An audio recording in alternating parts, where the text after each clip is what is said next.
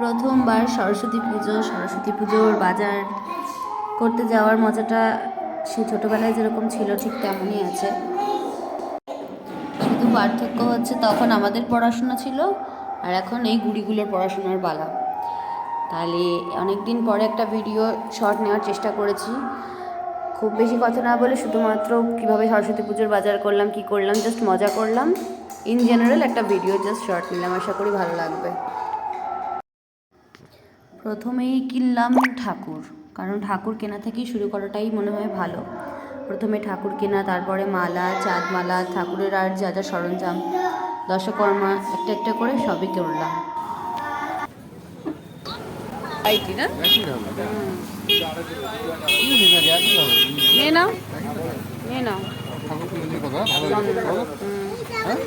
দেখ তো এটা পছন্দ, ওকে দেখাও।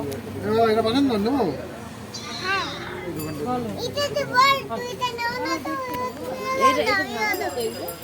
না, এটা ডিসপ্লে সবগুলো রাখবো তো, গাইড ভালো মাটি ফর্মেটই হবে না। নাও নিয়ে নাও, এটা দিয়ে দিন, ছোট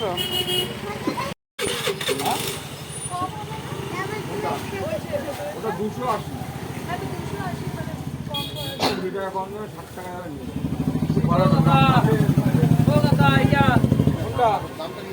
এটা 280 টাকা।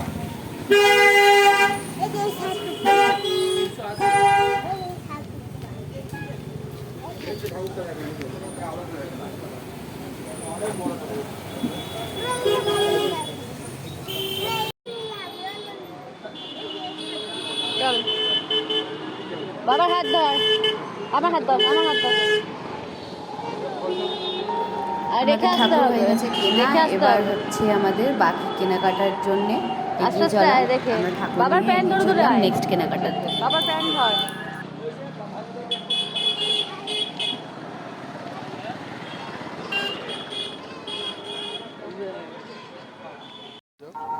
এবার হলো আরও টাফ জব, সেটা হলো ওই ঠাকুর নিয়ে গাড়িতে ওঠা, গাড়িতে উঠে বসা, মানে বাইকে। সেটার জন্য প্রিপারেশন নিতে হচ্ছে কেমন করে বসবো। জল জল পরে চলে গেলাম আমরা ফল বাজার করতে। আরও ফল অলরেডি নেওয়া হয়ে গেছে। সবসময় তো এতটা প্রফেশনাল এখনও হইনি, তোকে তো বললাম আমি দাঁড়াতে এক জায়গায়। সব শর্ট একদম নিতে পারছি, তো টুকটাক করে যেটুকু হয়েছে আমি নেওয়ার চেষ্টা করেছি। অলরেডি অনেকটাই ফল কেনা হয়ে গেছিলো, বাকিটুকু নিয়ে আমরা গেলাম মিষ্টির দোকানের দিকে।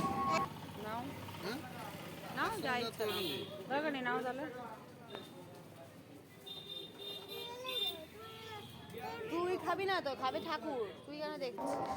ঠাকুরের দই মিষ্টি সবই নেওয়ার জন্য একটু দাঁড়াতে হলো, কারণ স্বাভাবিকভাবে ঘরে ঘরে পুজো, তো ভিড় তো প্রচণ্ডই। একটু দাঁড়িয়ে তারপর আমরা নিলাম। বল আমাদের তারপরে সব আমাদের কেনাকাটা মোটামুটি সবটা হয়ে গেছিলো। দশকর্মাটা সবটা শর্ট নিতে পারিনি। বল আর ওর বল, এখানে বল, বল হাই হাই।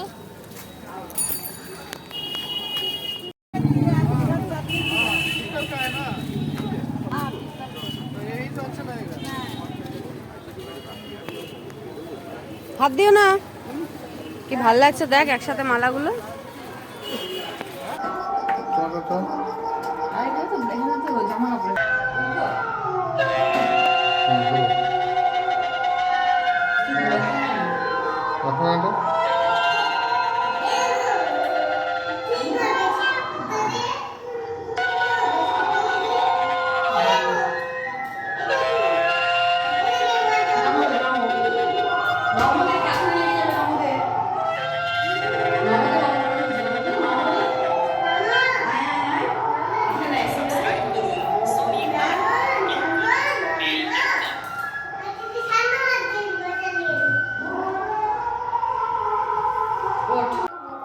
সমস্ত সরঞ্জাম কিনে এনে ঠাকুর ঘরে ঢুকিয়ে এবার সব কিছু খুলে দেখে নেওয়ার পালা, যে কোনো ত্রুটি রয়ে গেছে কিনা বা কোনো কিছু কিনে আনতে ভুল হয়েছে কিনা, তাহলে যাতে আবার নিয়ে আসা যায়। পুজোর আগে যাতে কোনো কিছুর মানে ব্যাঘাত না পড়ে, যে এটা আনা হয়নি বা ওটা আনা হয়নি, এগুলো একটু জাস্ট দেখে নেওয়া, চেক করে নেওয়া, ফুল ফলটা একটু বের করে নেওয়া। আর এদিকে এই আরেকজন বেশ ভালো হেল্প না করে ও গাড়ি পিটাচ্ছে। যাই হোক, আশা করি ভালোভাবে পুজোটা হবে। এই গুড়িটার হাতে কড়িটা ঠিকভাবে দেওয়া হবে, এটাই এখন করছি। তাই আমরা দুজনে মিলে এখন সমস্ত একটুখানি গুছিয়ে গাছিয়ে নিচ্ছি। এরপর হবে আমাদের বাসন ধোয়ার পর্ব, যেটা আমরা অ্যাডভেঞ্চারাসভাবে করছি খোলা ছাদেতে।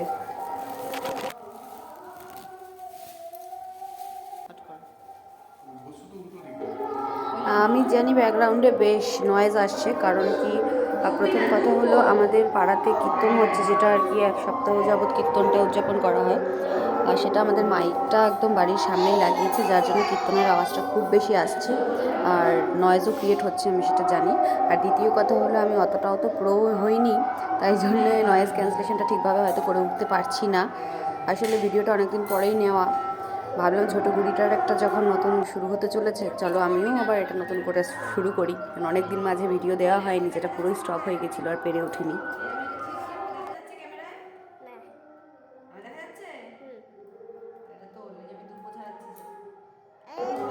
ফুল টুলগুলো সব একটু খুলে টুলে রেখে দুব্বোটা একটুখানি ছাড়িয়ে নিচ্ছি, যাতে সকালে অসুবিধে না হয়।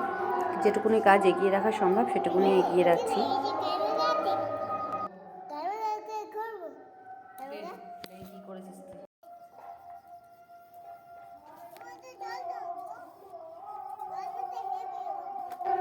এবার এই হলো সেই অ্যাডভেঞ্চারের পালা।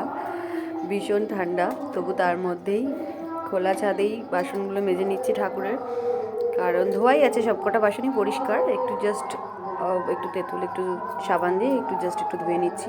তার থেকে বড় কথা ওপরেরই ঘরটাতেই পুজো করব, তার জন্য এটাই কাছে হবে, আর টেনে নিয়ে গেলাম না অন্যদিকে, ওই জন্য এখানেই মেজে নিচ্ছি। আর আমার সাথে সাথে সঙ্গ দিচ্ছে এরা দুজনেও। দেখি একটু মুখটা।